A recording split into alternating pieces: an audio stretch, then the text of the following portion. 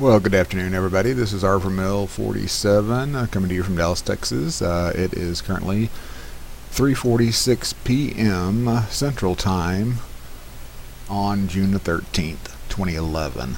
Decided to do a quick update on space weather.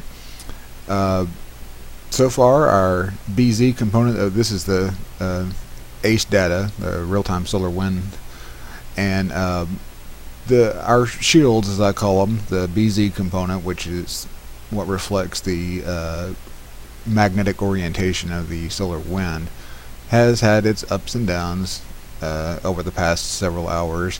Did have a little area where it stayed below zero or in the south direction for a while.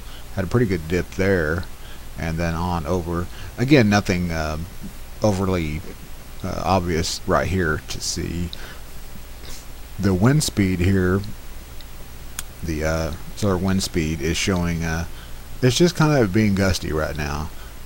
It's possible there's a coronal hole that's that is beginning to affect the area, or the geomagnetic field, and we could be seeing some buffeting from that. And a coronal hole is an area in the chromosphere where plasma is being ejected from the sun, and it's like high speed. It's called a high speed wind stream coronal hole, and it's similar to what a coronal mass ejection delivers to the Earth, but yet it's just kind of, again, it's just more or less happens all the time. They're recurring. We generally know where most of them are, and as they rotate around the sun and face us, then the solar wind picks up and then starts buffeting the magnetosphere, and we get some choppy reactions, and it can cause some sometimes low-level geomagnetic storming.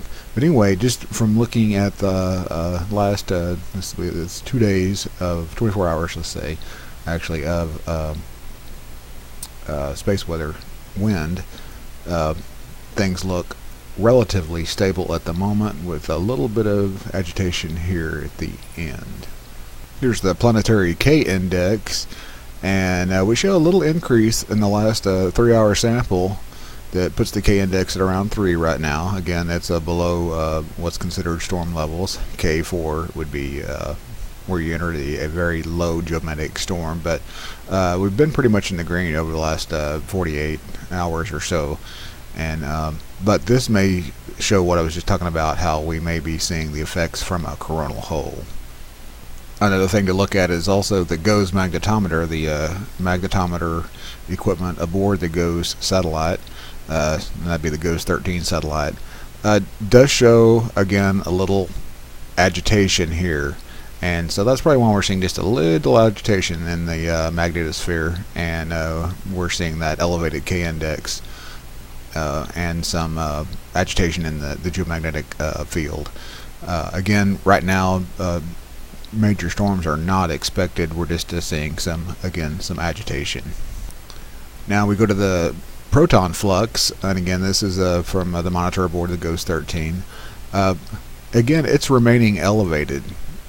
We had, the spike the other day after the proton flare, and it came down, and then it came down, but it still remained elevated. And this is the low level protons, and so we had a little drop here. That could have either been instrumentation or just a natural drop, but we seem to be on just an even scale, but just elevated. So we've just been continuously being bombarded by elevated proton flux right now. And again, I don't have an explanation as to where that is. I'm not a solar physicist, so I guess that's probably why. But anyway, wanted to show you that. Here's a quick look at the induction magnetometer from the HARP facility at Gacona, Alaska. Again, pretty much just showing our occasional bright banding, and this seems to be diurnal. In other words, it happens between day and night. And we have an update. I told you that happens every time I start talking about it. Just a little banding that seems to start around 20 Z, and it's like the agitation that started again here. This was pretty decent interference or reaction to something. Again, around 12 Z on a universal time, it seems like we have very low frequency agitation, and that could be due to again, just daily variations. We have seen some elevated banding and just a little higher bands. Again, the 175 band always seems to show up as kind of active, and it's the one that seems to like come in and out, and does it pretty much on a daily basis. So again, looking at the magnetometer, I don't see anything that just jumps out at me that says the ionosphere is being agitated or irritated by something at the moment. So that's good news, because we like a happy ionosphere. Okay, and last but not least, let's look at a quick LASCO imagery loop from the coronagraph. And again, just a refresher, the actual sun would be the size of the circle in the center, and then we have to have another thing that blots out the bright coronasphere of the sun because it's just too bright. And so then we have to look at stuff beyond that. As you can see, there's been several decent coronal mass ejections just in this probably I guess this is about a 12 hour loop, maybe 12 to 15 hours, but most of these have been backside events. In other words, this has been blowing out, but it's been blowing away from us going the other side of the sun. So some decent activity on the other side of the sun.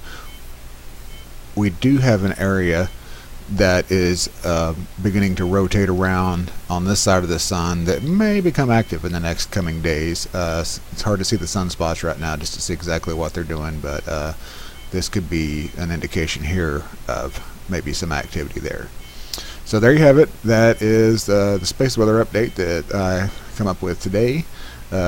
Things are relatively quiet right now, so we'll just have to wait and kind of see what happens. We still continue to slowly come out of our grand minimum. So anyway, y'all take care.